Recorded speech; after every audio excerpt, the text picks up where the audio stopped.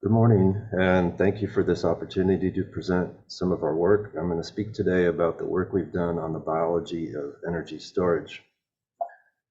And of course, today I'm here representing myself and Toby. We are scientific partners and have worked together for the past 17 years and run a lab together for the past 9 years.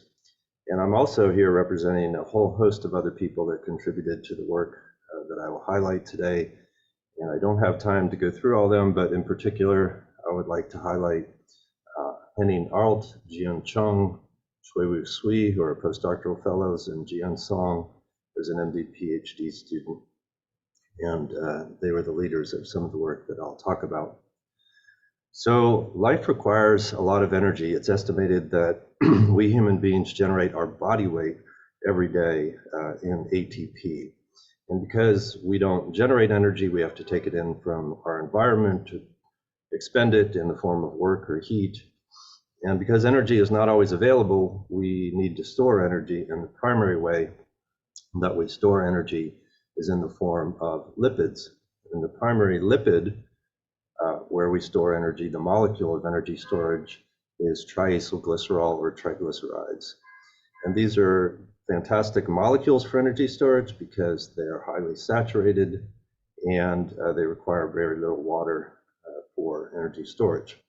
However, this creates a fundamental problem for biology in that an oil phase then is where most of the energy and lipids are stored, whereas most of the biochemistry and the life reactions in the cell occur in the aqueous phase.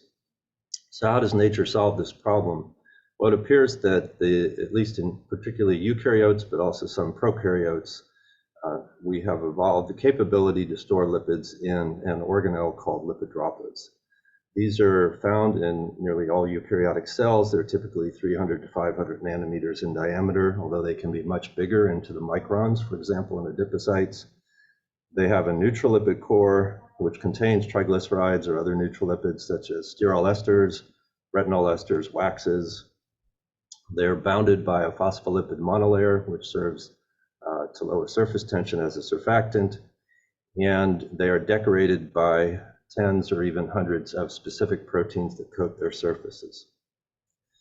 Now, the presence of lipid droplets in cells essentially converts cells to an emulsion. And in a typical cell, therefore, the cytosol is the aqueous or continuous phase. The lipid droplets are the oil or dispersed phase. And as I mentioned, phospholipids form an emulsifier or surfactant, which makes lipid droplets metastable within this environment.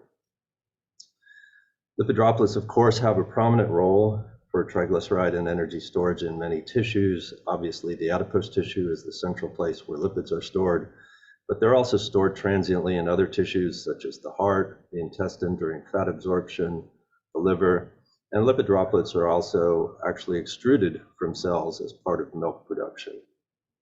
So many physiological purposes. However, we also have learned over the years that if not stored correctly, lipids can generate disease processes in a process called lipotoxicity. And so this can happen by exceeding the capacity to store lipids safely in lipid droplets. So that can happen in obesity when the capacity is overwhelmed, but it can also happen in lipodystrophy when the capacity is very limited. And in this case, excess unesterified lipids such as fatty acids will build up in the endoplasmic reticulum. This will trigger processes such as ER stress, which triggers in response, adaptation, and even cell death. And this has, of course, been linked, these processes have been linked to the detrimental consequences of obesity, like type 2 diabetes, or fatty liver disease, non-alcoholic fatty liver disease, and as I mentioned, lipodystrophy. Now, when Toby and I started working on the cell biology of lipid droplets around 2005, this was kind of the state of the field. We knew that in the ER, lipid synthesis happened to make some neutral lipids, and then somehow these neutral lipids ended up in lipid droplets.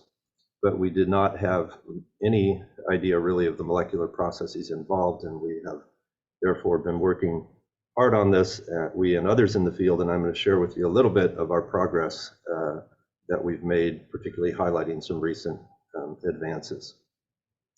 So today's topics, what I'm going to briefly do is talk about 3 questions we've worked on. 1, how do lipid droplets form? 2, how do proteins target to the surfaces of lipid droplets and carry out their functions?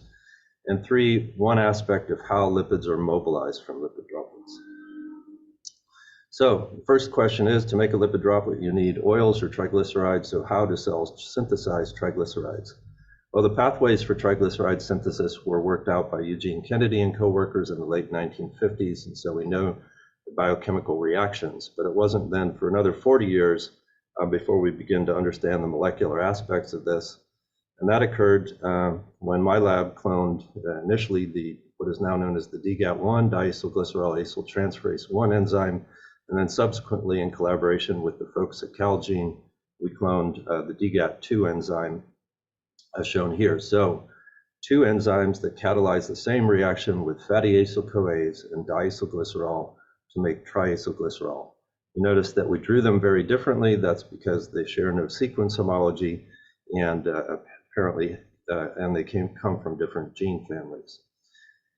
Now, we then didn't have much insight into the biochemistry of this reaction until just recently, and thanks to the advent of cryo-electron microscopy, we now understand how the DGAT1 enzyme catalyzes this reaction, and I'll show you that here.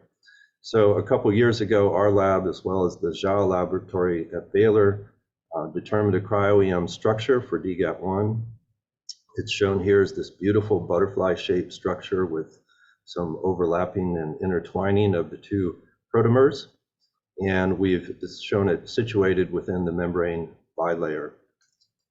And from analysis of this, I'll just summarize what we've learned. The invariant catalytic histidine for this DGAT1 enzyme lies very deep within the membrane. And there are different access points to this catalytic center. And we envision the reaction occurs something like this. Fatty acyl-CoAs with the fatty acyl group and the CoA group enter the catalytic chamber from the cytosolic side and position the thioester bond near this histidine residue. And then in a lateral gate that's open to the membrane, we envision that diacylglycerol gains access to the enzyme pocket. The reaction occurs, and then triacylglycerol product is released back into the plane of the membrane where CoASH leaves into the cytosol. So this is a big advance, and we now understand how triglycerides are made by this enzyme. We don't yet understand it for DGAT2. We don't have a bona fide structure. However, we do have an AlphaFold prediction, and this was actually featured in the original AlphaFold paper in Nature. And what you can see is that it obviously looks quite different, or the prediction is that it's quite different, and it's very likely that catalysis happens at the cytosolic face of the endoplasmic reticulum. Just a quick word about both DGATs as therapeutic targets. So early on, DGAT1 emerged as a therapeutic drug target. A lot of people were interested in it because if we made mouse models, and it turns out if you were a mouse, this was a fantastic thing. These mice were thin. They had about 50% body fat as compared to wild-type mice. They were resistant to diet-induced obesity, fatty liver disease, etc., and they lived about 25% longer. However, as we all know, mice don't always predict what happens in humans, and it turns out that humans with homozygous DGAT deficiency have a problem, a very big problem. And so we determined in collaboration with folks at the Broad through human genetic studies that homozygous DGAT1 deficiency results in a congenital diarrheal syndrome that manifests itself immediately after birth, and it is fat dependent. And this is probably because we express primarily DGAT1 in our intestine and no DGAT2, whereas mice have both enzymes in their intestine, so they're able to tolerate DGAT inhibition in the intestine much better than we are. However, this finding was concurrent with drug development for DGAT1 inhibitors, and indeed they also caused a fat-dependent steatorrhea, and this kind of killed DGAT1 deficiency, DGAT1 inhibitors for metabolic therapeutics at that time.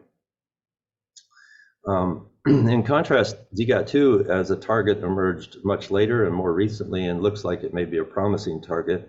We had shown a number of years ago that murine hepatic DGAT2 deficiency protected against fatty liver in a number of models, and it did so without apparent detrimental consequences.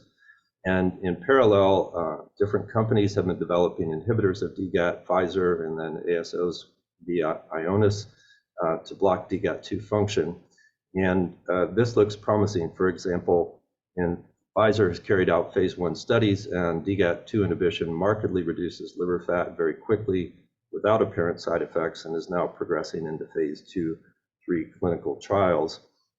The interesting thing about DGAT2, and this of course is a big problem for fatty liver disease, because it's estimated that 1 out of 4 people actually in the world have fatty liver. The interesting thing about DGAT2 inhibition is that its mechanism seems to be bimodal. First of all, it inhibits DGAT2, as one might expect, but this also seems to trigger a negative feedback to suppress de novo lipogenesis mediated by the SREBP SCAP system. And this is an active project in our lab to try to determine the molecular mechanism. But inhibiting lipogenesis is a very favorable thing for fatty liver disease, since the obesity and hyperinsulinemia drives de novo lipogenesis. So the next question after we make triglycerides in the endoplasmic reticulum is, how do they then end up in an emerging lipid droplet? And by background on this, we know from studies done in the 1980s by Jim Hamilton and Don Small that if you add enough triglyceride to a membrane, it will eventually nucleate and phase separate and make a lipid droplet. And that usually occurs at a concentration of about 3 mol% triglyceride, according to their studies. So we reasoned that there is likely proteins that help facilitate this process, possibly at a lower concentration, to make sure that we do not form lipid droplets just randomly in the endoplasmic reticulum. And we and others in the field have identified the major protein that appears to be involved in lipid droplet formation, and that protein is called sapin. Sapin was identified many years ago as a cause of congenital lipodystrophy, first in a syndrome, and then the mutations were identified. And then many screens by our laboratory, Rob Yang, Joel Goodman, many others have identified that sapin biology is crucial to forming normal lipid droplets.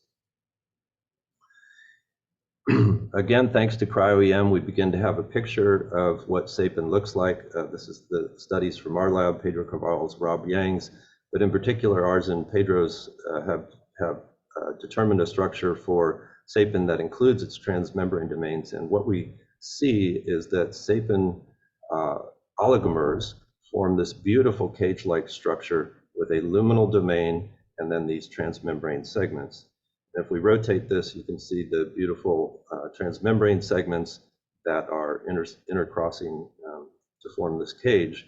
And if we cut away this cage, what you see is that the sapin complex here basically forms what we think may be a catalytic chamber to facilitate triglyceride separation and nucleation and phase separation.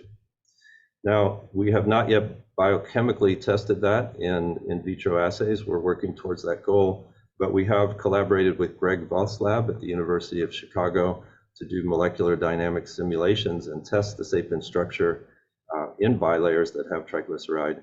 And what Se-Young Kim found in Greg's lab is that indeed, when triglycerides are added to a bilayer at a concentration under the critical concentration, 2%, sapin helps facilitate nucleation of a lipid droplet at this at the sapin oligomer. This is a movie showing that, where you see the sapin oligomer with its luminal domain, and here is a gradual phase separation of triglycerides into a budding lipid droplet. The other features that are shown here in this simulation is that sapin appears to be flexible and opens up to accommodate this budding lipid droplet, anchors the droplet to the bilayer, and also forms a neck around the emerging droplet of about 10 to 12 nanometers, which is what has been measured. So our current view of lipid droplet formation is shown here. Basically, if we look in at the endoplasmic reticulum, we see fatty acids and diacylglycerol.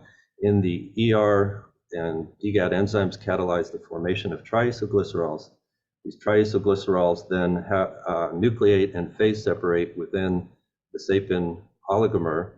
The sapin oligomer we envision to open up and allow budding of the emerging lipid droplet towards the cytosol, as shown here. There are many questions here, and we can discuss some of the progress and questions that we have remaining after the talk. I'd like to next turn to how do proteins target to lipid droplets and discuss that, the principles of that briefly. Lipid droplets, as I mentioned, have a complex proteome of approximately tens or even hundreds of proteins. These proteins are often enzymes involved in lipid synthesis, such as triacylglycerol synthesis, phospholipid remodeling, or the process of lipolysis or hydrolyzing these lipids. If you're interested to know whether your protein is a lipid droplet protein, we, in collaboration with folks at the Broad, have generated the Lipid Droplet Knowledge Portal that's available online at lipiddroplet.org. You can look up your protein of interest, and you can also see what phenotypes it gives in depletion assays and macrophages. So the question of how do proteins target to lipid droplets is an interesting one, because lipid droplets have no known import machinery for proteins to bring proteins into the organelle. There are no specific lipids that have been identified that decorate its surface and market, and they have a unique monolayer structure, very different than bilayer membranes. The concepts that have emerged over the past decade or so is that lipid droplet proteins target via one of two different mechanisms. Either they can target directly from the cytosol, typically through an amphipathic helix, or they can target from the endoplasmic reticulum. And this is typically proteins that have a short hydrophobic embedded domain within the ER and begins its life in ER and then eventually targets droplets. The cytosol to lipid droplet process we have named cytold, or cytosol to lipid droplets. And the ER to lipid droplets we have named ertold. So for cytold, just briefly to highlight a couple principles, there are a number of very important proteins that target in this way, including proteins involved in phospholipid synthesis, the perilipins that regulate lipolysis, as well as CGI58. We've identified, interestingly, that the CHRVP family of transcription factors binds to lipid droplets, and a protein called spartin that I'll talk about in a minute or two. The main principle to understand for cytold targeting is that through molecular dynamic simulations, what we've learned is that if neutrolipids exist between the bilayer of phospholipids, this generates more frequent and larger and longer lasting packing defects at the surface of the monolayer. And the general principle is that unfolded proteins that have an amphipathic helical domain recognize these packing defects by inserting large hydrophobic residues such as tryptophanes into the surface of the lipid droplet. Folding of the amphipathic helix ensues. This is essentially thermodynamically irreversible. However, once a phenomenon such as shrinkage of the droplet and macromolecular crowding occurs, then the protein may be ejected from the droplet and the cycle can complete itself. Now, what about ER to lipid droplet targeting, or ertold? What's the mechanism for that? Well, we've been working on that for some time. It's important for a number of enzymes involved in triglyceride synthesis and or modification of lipids at lipid droplets. HSD17B13, for example, is a disease-modifying protein for fatty liver disease. And we've studied this primarily by looking at the protein GPAP4. What we find is that GPAP4 begins its life in the endoplasmic reticulum, but then when you add oleate and drive droplet formation, it then coats lipid droplets as shown in these Drosophila cells. We know this protein is at the surface of lipid droplets as seen by this immunogold staining. So how does it get there? The simplest way for a protein to get to the lipid droplets would be just to jump on board when the lipid droplet is emerging. And we have studied the short hairpin of GPAP4, which we have named live drop. And indeed, that's what happens. I won't show you the data, but as you form lipid droplets, live drop decorates all emerging lipid droplets. It not only decorates them, though, it concentrates there, and we have collaborated with the Walther Lab again to come up with a model for why we think it concentrates there, and that is that the conformation in the endoplasmic reticulum is rather constrained, and in contrast, when it migrates to the surface of lipid droplet, this conformation relaxes some of the constraints, and the protein occupies a lower free energy state. So it's a dynamic equilibrium, we believe, where the predominant localization is at lipid droplets in a lower free energy state. The surprise came, however, when we looked at full-length GPAP4, because unlike live drop, the hairpin, the full-length GPAP4 does not target lipid droplets initially, and in fact may take up to 6 hours before it suddenly starts targeting lipid droplets. So this implies that the sapin complex may block GPAP4 from accessing lipid droplets, and indeed, if we knock down sapin, this is what we see. Normally, we don't see GPAP4 on droplets at half an hour, for example, of oleation, but in the context of sapin deficiency, you can see GPAP4 is already targeting many of the droplets at a half an hour. So how does full-length GPAP4 get there? Well, this led us to a hypothesis that in contrast to this early ER-told targeting, there may be a late ER-told targeting pathway via membrane bridges that go independently of sapin. And this may be an important process for a number of proteins involved in triglyceride formation and hydrolysis. So then the question became, do these bridges exist and how are they formed? And to look at what might be involved in their formation, Jian Sung, MD PhD student, did a genome-wide screen in Drosophila cells, and I'll just summarize some of the major hits that he found that abrogate GPAP4 targeting include membrane fusion protein and ER exit site proteins. And I don't have time to go through data, but basically the model is that at ER exit sites, we believe that Rab proteins and tethers and fusion machinery catalyze the formation, the fusion of the bilayer with the monolayer, and that basically allows trafficking of proteins. It can be seen that if you knock down this particular snare protein, syntaxin 5, this abrogates GPAP4 targeting. So once the bridge is formed, proteins have access.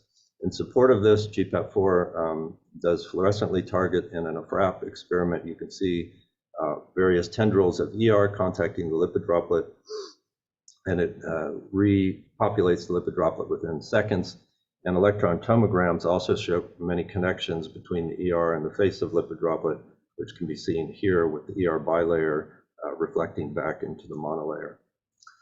There are many open questions for this process. How does ER-told targeting work in human cells? How does sapin barrier targeting? How does the sapin barrier work to prevent proteins from accessing nascent droplets? How is late ER-told triggered? We don't understand that. And then how persistent are these bridges? So in the last few minutes, I just wanted to briefly talk about one story about how lipid droplets are mobilized. So for a long time, we know that lipids can be mobilized from lipid droplets through the pathways of lipolysis. However, more recently, it's become evident that lipid droplets can also be catabolized by the process of lipophagy like other organelles. This was shown, for example, in 2009, where lipophagy was interrupted and there was accumulation of lipid droplets in the livers of mice.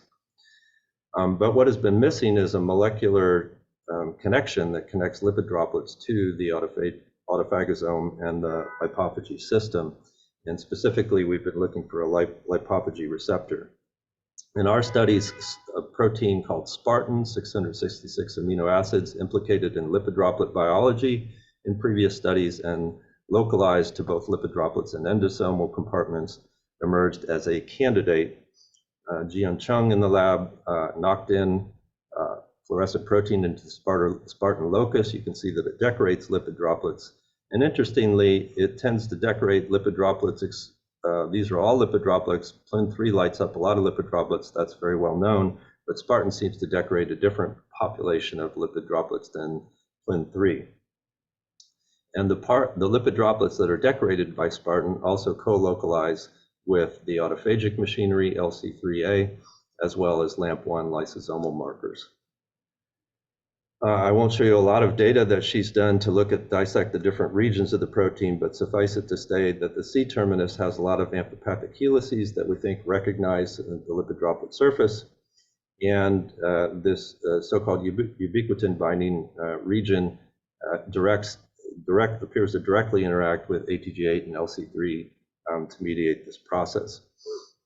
If it's true that Spartan does help clear lipid droplets, that should be testable functionally. To do that, we generated a live drop probe that had a chemoreporter. This fluorescent reporter fluoresces in the green at neutral pH and in the red at acidic pH. And what GN found is that when you load cells, it fluoresces green. If you withdraw cells, it fluoresces red, consistent with an acidic environment or lysosomal environment. However, in a Spartan knockout, you don't see this and it remains green. So in this cell type, Spartan seems to be quite important. And in addition, we can measure triglyceride accumulation, which is increased if you knock out Spartan. This does not seem to be a defect related to triglyceride synthesis, but instead seems to be due to reduced triglyceride turnover. The Spartan protein, actually human mutations in the Spartan protein cause autosomal recessive spastic paraplegia, and this protein is highly expressed in the brain. Most of the mutations truncate the protein and abrogate the lipid droplet binding region. And to test whether Spartan deficiency results in increased lipid droplets in the brain, we teamed up with the Park Lab, where we injected either a different controls into one hemisphere of mouse brain versus AAV with a dominant negative Spartan into the opposite hemisphere. This dominant negative binds lipid droplets but does not interact with the autophagic machinery. And basically what we found is that normally we don't see many lipid droplets in the control sections, but in the dominant negative sections we see a lipid droplet accumulation, and when we dissect that out we see triglyceride accumulation dramatically in those regions. So interestingly, as I've shown you, Spartan causes hereditary spastic paraplegia, but so do CYPIN mutations. That has been noted some time ago, and so do mutations in a neural triglyceride hydrolase called DDHD2 that Ben Cravat's lab discovered. So these all suggest that lipid droplet biology is particularly important in neurons, and that particularly in large motor neurons, and we do not currently understand that. So to summarize the things that I've highlighted, DGAT1 synthesizes and releases triglyceride directly into the ER membrane. CYPIN and lipid droplet assembly complexes mediate the initial lipid droplet formation and restrict proteins from entering these droplets. The cytold and ertold pathways target proteins to lipid droplets. Spartan is a newly identified lipophagy receptor that is particularly important in neurons. And finally, lipid droplet biology is intimately linked to metabolic diseases. We hope a better understanding can lead to therapeutic approaches. So I thank you for your attention, and we're happy to have some discussion and answer any questions. Thank you.